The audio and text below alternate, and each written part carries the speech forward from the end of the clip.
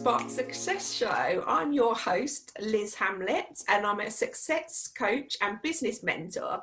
And this podcast series, I'm having conversations with smart and savvy business owners, thought leaders, and people doing really cool stuff around the globe. So my guest today, I'm really excited to have, she is Exec Director of The Stables, which is a world-class music and entertainment venue in Milton Keynes. So I'm delighted to welcome Lucy Davies. So hi Lucy, how are you?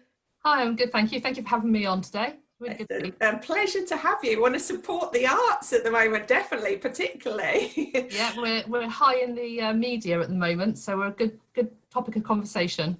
Yes, and I know you've sort of been on furlough and you're sort of back in sort of flexibly at the moment. So do you want to tell us a bit about what you do at the Stables and, you know, how you got to work there and, you know, what you're doing on a day-to-day basis? Yeah, sure. So I've been at Stables for 2 years now and joined into a new role as Executive Director. And the role is a lot about, well, if you think about a venue in itself is quite operational by its very nature. It's about selling tickets, it's about getting brilliant bands together, it's about giving great experiences to people. And so I was brought in to pick up the business plan and look at what elements we want to elevate and how we can get the right partners together, the right funding together, and you know, bringing together those packages to take forward the business of the organisation. The Stables itself doesn't just run music venue, we're also producers of a 10-day international festival which happens every other year, or I should say should happen every other year. 2020 could be an oddity in that, great disappointment for us because we would have been starting that next week. Oh no. Yeah, we would have been absolutely crazy busy. There would have been no chance of me doing a podcast if this had actually been festival time. And that festival has been going since 2010. I have a background a lot in fundraising, so I think that's one of my skills that the board particularly liked when they invited me to join the organisation. So I do a lot of bid writing, working with the public sector and the private sector to support projects, and looking at how we can bring in more audiences to listen to live music and engage in our education programmes. Amazing. And you know, I've been having a look at some of the really cool bands and, you know, artists and different things. So are you involved in that, in the sort of planning of who will be featuring? We have an amazing programmer, a lady called Ali, and she does the programme for the entire venue as a one-person team. She's incredible. She's very, very well connected. So we're always asked if we see a good band, if we hear someone who we really like, to let Ali know so she can put them on. And we're always looking for new acts, but also local and regional bands. We've got a smaller space, which we call Stage 2, which is for emerging artists and people who are trying out new material for the first time. And we're always looking for people who might be appropriate for that space. The International Festival, we have a Spiegel tent, which is the mirrored tents that you see quite often in London, and we have that in our city park in Campbell Park for 10 days, and Ali programs that. We do a lot of site-specific work as well, and we have a great creative director, Bill G, who helps program that. But our chief executive, a lady called Monica, is artistic director and chief executive, so she has the overview of all that. So that was a long answer. The short answer is no. I can't do programming unless I see something amazing that I can kind of feed back. I'm a festival goer myself, so I see lots of bands and like to talk about them when I go back to the office.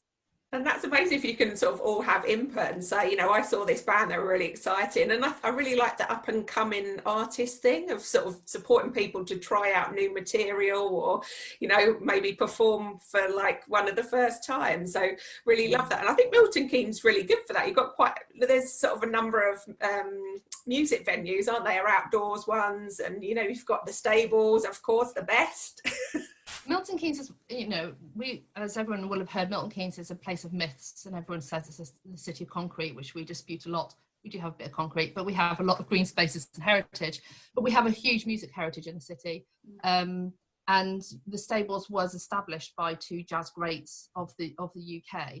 who brought musicians to Milton Keynes that might not have otherwise have come here. So kind of having musicians in the city that could attract other musicians was really useful. And some of our market towns like Stony Stratford is really well known for folk music. There's ways of people cutting their teeth on music in the city.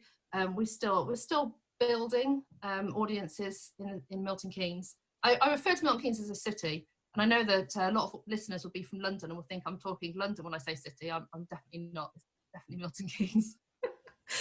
No, I know, like a number of my friends live there, as you know, and you know, they just love the, you know, accessibility to the outdoor, you know, great outdoors and lots of nice countryside, and you know, it's very accessible for London. So yeah, that sounds fantastic, and you know, hopefully we can spread the word a bit more with anyone that sort of lives accessible to Milton Keynes to come and see the stables when you're up and fully running, and sort of welcoming people in soon. Yeah. We hope it's not too far away.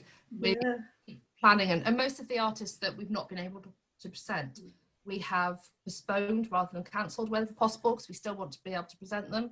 So, you know, if you've seen something that's really interesting, they're still hopefully coming to us. It'll just be later on in the calendar.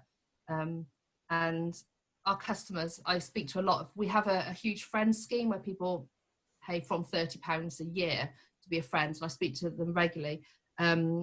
People are keen to come back, which is really good to hear. Amazing. So sort of thinking back over your, you know, career and, you know, what you're doing now, what do you think's been the biggest factor in your success? For me, it's got to be about my role models. I've had some amazing role models, and many of them have been strong females as well.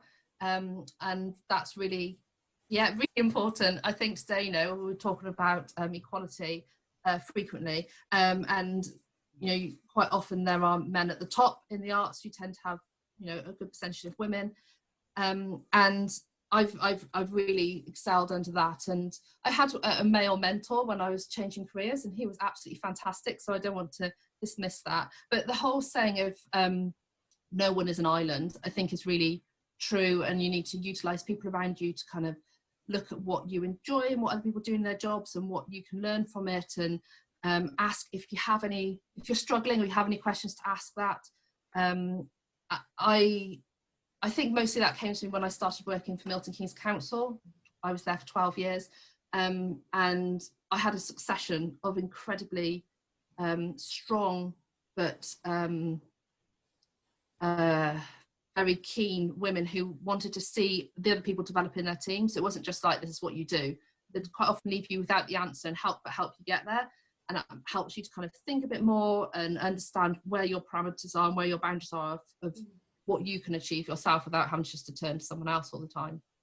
I think it's really powerful having those great mentors. I've talked about that quite a bit with sort of previous guests who were saying, you know, Janine Garner, who's just got her third book out, which is called Be Brilliant. She was saying, you know, she definitely advocates for mentors within your career. And she says, you know, minimum of 4 and the maximum of 12 that will be people of influence that will, and perhaps be quite different from you. You know, if you're a very creative person, like you obviously, you know, got that sort of creative side to you, that looking at sort of people that will influence you, that perhaps more analytical, and having people that you can model and see that, you know, they've gone through different career paths. And, you know, often my guests are like, their careers haven't been linear, they've been sort of very squiggly careers and up and down. So yeah, I think that's fantastic. And I've sort of worked with various mentors over my career, both male and female, and I think it's definitely, you know, you can sort of model on different sort of positive attributes, and also learn from their journeys as well, you know. Absolutely.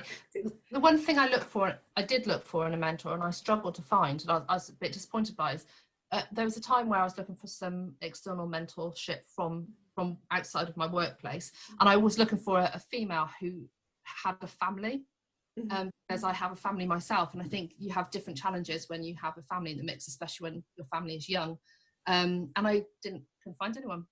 And I found that really at the top there seemed to be men or women without children, and I found that very odd, but I have come across a few more now, which is really good. Yeah. But still be interested in more of that, more women being able to progress with their careers who also choose to have a family and a work-life balance. Yeah, and I think, you know, I know a number of my guests are sort of really powerful women with families, and, you know, they've talked about sort of, you know, how that is a bit of give and take, you know, during your career, and there'll be sometimes when you'll be more focused on one than the other. But, you know, maybe that's an opportunity for you to be that mentor for someone else now. Yeah, maybe. So what would you say on a sort of daily and weekly basis, what would you say for you are your sort of success habits? How do you get yourself set up for the day?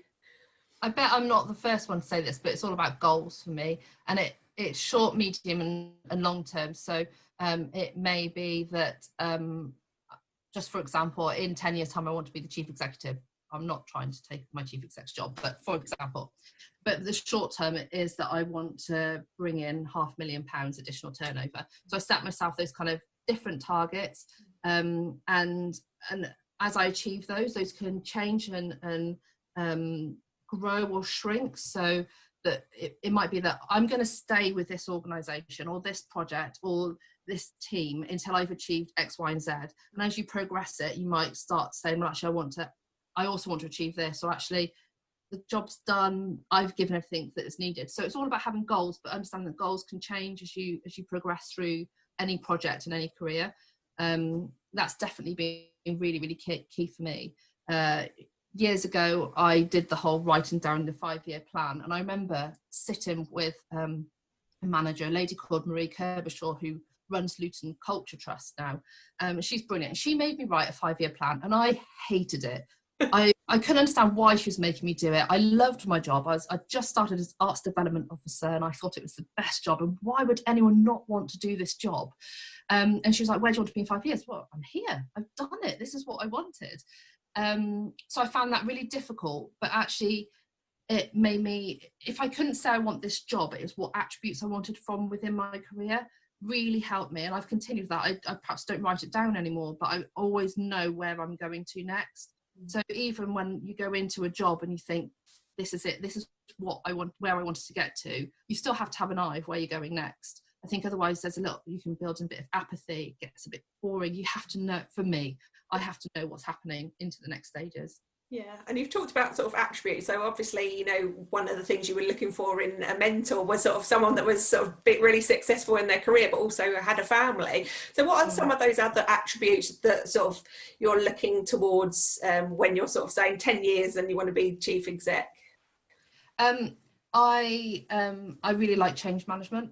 So I like projects or areas that need someone to come in and help resolve issues, restructuring, that kind of stuff. I've come into an organisation with a really very good senior team, and the organisation is doing quite well. COVID aside, let's just gloss over that for a second. It's a really strong organisation. It's got a good programme, it's got a good audience, it's got a good reputation. So it's great to come in and see what successful looks like. But I'm really interested, that perhaps my next thing is to go into that kind of change management side of stuff. And it's just, for me, I like the feeling of success, not necessarily personal success, but, you know, I am a bid writer, and it's about getting those funds come through. That's like a real win for me. So it's always about what you can achieve for any project or organisation is key for me as a key attribute. Yeah, definitely. And I think, you know, the positive things about not only the success of winning the bid, but seeing the amazing impact that it has on the community, you know, community projects or arts projects for you must be really satisfying. Knowing there's going to be some change afoot, definitely. And being out, because sometimes it'd be that a colleague will come to me and say, I've got a great idea, but we're not quite sure how to get it to the next stage. And I say, well, it needs to be pump primed, you need some investment into it to take it forwards. And then being able to go to them and go, here's the pump prime to be able to do it, being able to work with that individual to take it over the line is brilliant as well.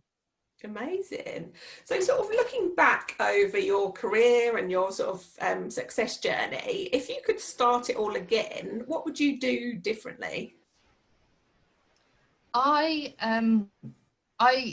don't like to look back and regret things, so I wouldn't change anything. I think everything I've done has been part of my learning my journey. It's made me who I am. I have worked on some projects that I've absolutely hated. I've learned that areas that I don't want to work in. I think everyone does as they move along. Yeah. And I've had people that have been difficult to work with as well. You know, everyone has. And at the time, you sit there and you think, why did I ever join? You know, start working in this way. And as you come out the other side, you come out so much stronger. So I think everything, even when it feels really testing, everything is part of building you ready for that next part of your journey, and dealing with different people and different pieces of work as you move forward. So I can't say that I would do anything differently. I've had to teach myself to find that work-life balance. When I started at the local authority, I was the youngest in the team, possibly therefore had the most energy. I certainly had the most time because I didn't have a family, and I worked a lot of hours. And I think the more hours you work, often the more hours you're expected to work as well. So sometimes you have to stop and think to yourself, actually, you've got to find that balance. I work in an amazing sector. So actually, sometimes working can be going to a gallery preview. So it doesn't feel like work to me, because I love it. But my husband, who's at home, saying, how come you haven't been home for 5 nights in a row? So it is about realising that work-life balance isn't just for you, it's for your family as well. I feel like I've got that, and it works for us. And you seem to have a really positive mindset of sort of seeking out opportunity and sort of aim, what to aim for in the future. So do you think that's helped you in terms of your sort of where you are today? Well, I hope so. I'm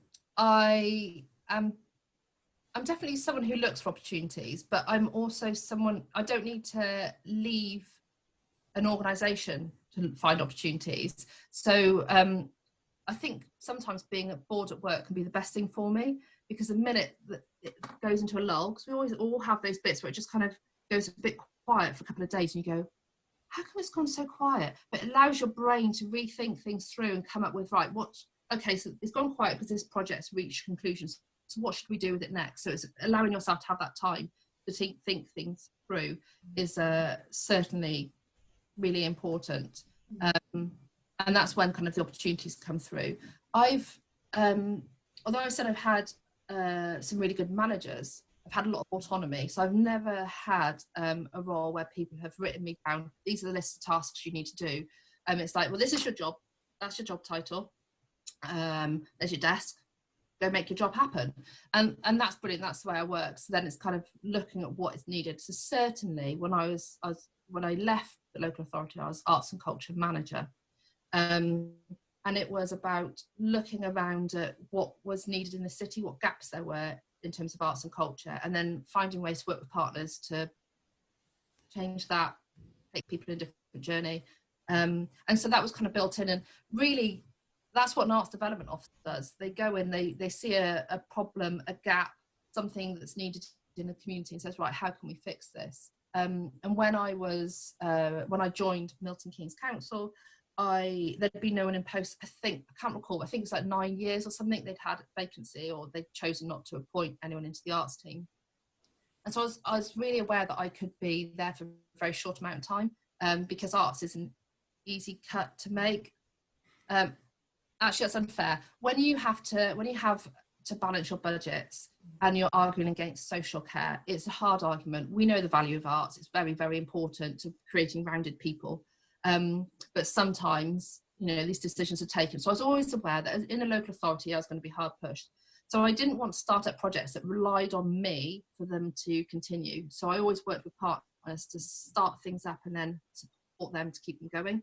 And so that's enabled me to keep then developing new projects, because I was able to hand things over for them to continue and then look to what was needed else. And that's helped me with kind of that looking forward for opportunities. Amazing.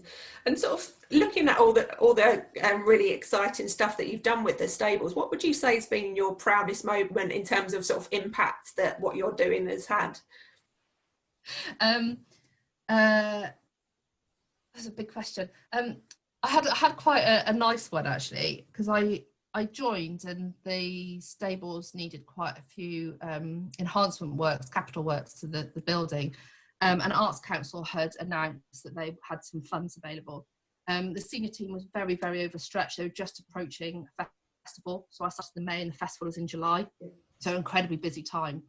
And I picked up an application and put it in. Took 3 days before the first, 3 days after I started was the deadline for the first submission of it. And you know, I had all the team support to get it, but within my first kind of month of being there, I brought in £250,000, and that felt great. A great achievement to start an organisation with a nice pool of funds. And show my worth. So, and knowing what I was able to build into that bid wasn't just enhancements to the building. I built a lot of sustainability systems, so funding for solar panels for the building, continuing LED lighting throughout the rest of the site, removing hand towels and putting in energy efficient hand dryers, and other such things. Oh, electric car charging points and things like that. So looking at what an organisation needs and then tagging on other things that are actually really valuable to an organisation, which sometimes you don't have time to think about. There was always a wish to be able to have those systems, but seeing that opportunity there and bringing it all together. So that was a lovely little win when I had only been there a few weeks. And then the second one has been that we have I've been working on a project with Milton Keynes Community Foundation. They're a local grant giving trust, and every year or 2 years they give out £100,000 to a community project. And last year we won it, and it was to develop the way we work with deaf and disabled audiences. And we know that there are more seen and unseen barriers to people with disabilities to accessing the arts.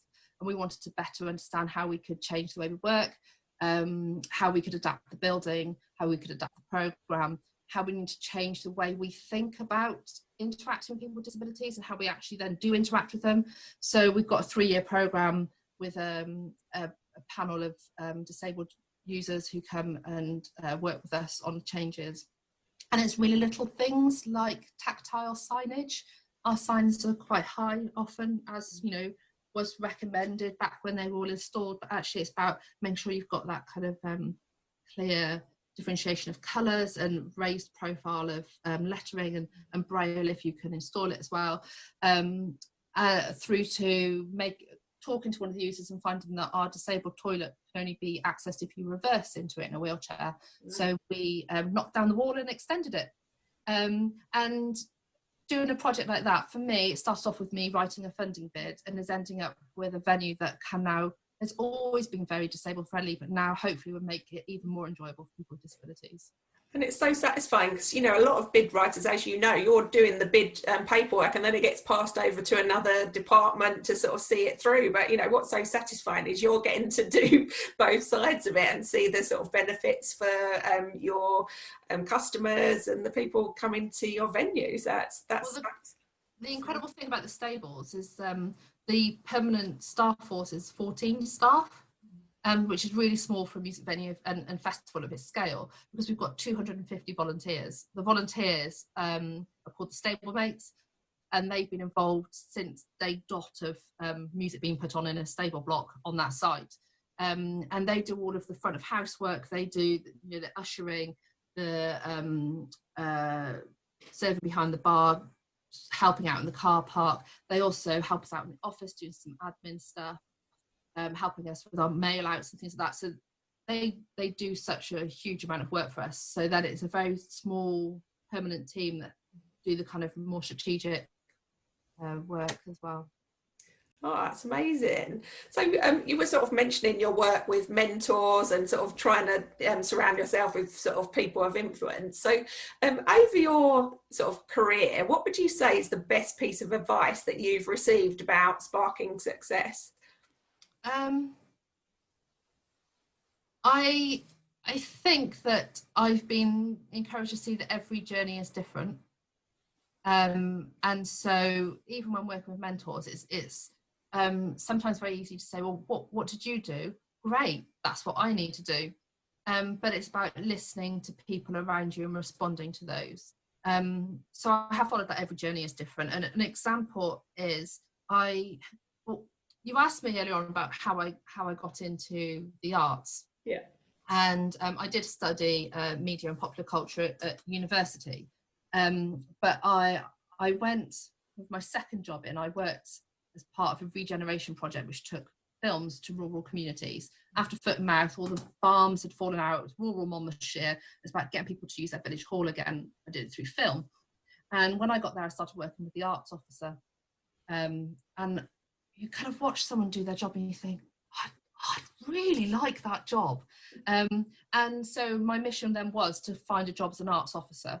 And I applied for a few jobs and they all came back and said that I didn't have enough experience in fundraising and grant giving. So I changed the journey and I started applying to grant making trusts instead. And I got a job as a grants officer. And it was a 9-month contract. I stayed there for a year, and it was just enough to get that evidence of understanding the grants process and how to get a bid through and all that kind of stuff. So that then when Milton Keynes was advertising for an arts officer, I was able to get in with those extra skills. So yeah, kind of advice about not every journey is the same, but also changing your journey as you go. So I also had to take a pay cut between those two jobs. I think that's sometimes quite a hard pill to swallow, but understanding that it's short term and it's going to get you to your next stage is, really important, especially in the arts. You don't join the arts for pay generally. It's for passion. Yeah, and I think, what you were saying about adapting your journey is a really important one, because, often, like you were saying, that 5-year planning, for some people that's really easy and really clear. The journey is really straightforward, but, for a lot of people, they're not really sure. They're sort of developing the ideas as they go along. And I think, part of that is, sort of niching or focusing and refocusing as you go forward in your journey. So I think that's a really key one, and not being afraid to take that step down to salary wise if it's sort of taking you into an area that you've really dreamed of working. So I think that's really important. So have you got any sort of final words for people listening today from your experience or what you're doing? Well, I feel like I should give some. I'll try and think of something useful to say. No, I feel like I have been really lucky in my career, but I have really put myself out there. I have, when I went for the arts officer job at Milton Keynes Council, I applied for it 3 times. Wow. And I actually got knocked back from it 3 times. The 3rd time I got told that I hadn't been successful. And then they rang me and said, the candidate we chose has withdrawn. Would you like the job? And I said, I have no morals. Yes. Because I knew what I wanted. And at the time I was in my early 20s. And so when I joined, and I joined a network called Arts Development UK, which doesn't exist anymore, but I joined as a trustee.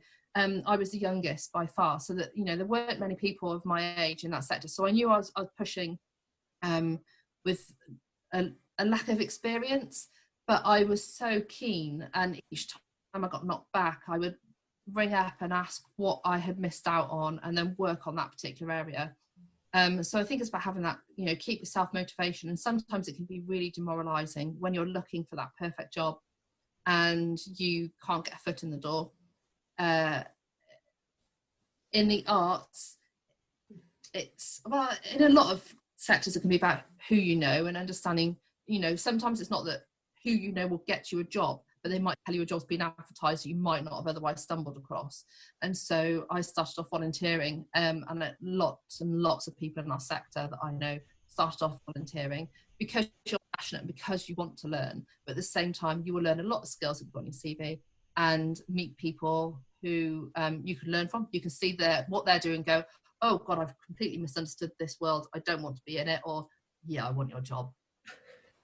Well, that's fantastic. I think, that sort of polishing your practice as you go along and not giving up is really key, because, often it is a bit of a numbers game, especially in something that's popular, like arts is extremely popular, roles and difficult to get into, and not giving up and persistence is so important. So if people want to find out a bit more about what's coming up, all the rescheduled acts for the stables, where can they go to? So our website is simply stables.org, and the festival is If Milton Keynes, ifmiltonkeynes.org. And I'd love to say you can go on there and see a lovely programme. At the moment, you can see lots of cancelled shows, but there will be plenty of stuff coming up, and we're certainly programming the latter half of the year and definitely into next year. So I think it's going to be a really, really busy year next year at the stables, with us putting in so many acts. We run usually every night anyway, but it's going to be even more busy, and we're trying to see if we can do something special this summer that will meet the guidelines and still enable our audiences to experience some cultural life in a so we're working to try and bring some things to our public, still our audiences. Maybe some outdoorsy stuff, but I know people will be really super keen to support the arts and come back and sort of be welcomed back into the stables once you're up and running. So head to the website, guys, support the arts, and that's been fantastic. So thanks for telling us your all about your journey and the stables, Lucy. It's been great having you. No, it's been an absolute pleasure. Next time, I think I should coincide it better with my first post-lockdown haircuts happening on Friday. Back next week just to show you how my lovely locks look once they've been... Oh yeah, we'll do another one when you're back out. We can talk about your hairdo and the new planning. Important. I suddenly realised I had to see people through a screen when I've just kind of been hiding away in my garden for the past month. So yeah, and it's been an absolute pleasure chatting with you. Yeah, we'll book that in, definitely. And for the listeners today, join me for the next episode, where I'll be joined by Enzo Okoga from the US, and she's founder of Transform Your Life. She's a mindset speaker, a storyteller, and agile coach. She's got really cool stuff and really great nature. So join me for that one. It's going to be a good one. And if you've been inspired by our discussions today about success and career journeys, and you want to spark your own success, then head over to sparksucceed.co.uk and book in a free chat with me, Liz Hamlet. We can talk all things success and how I might be able to support you. So thank you, Lucy, for being my guest again. It's been great to have you. Thank you very much. Good luck for all the reopening of the stables. Fingers crossed. Take care. Bye.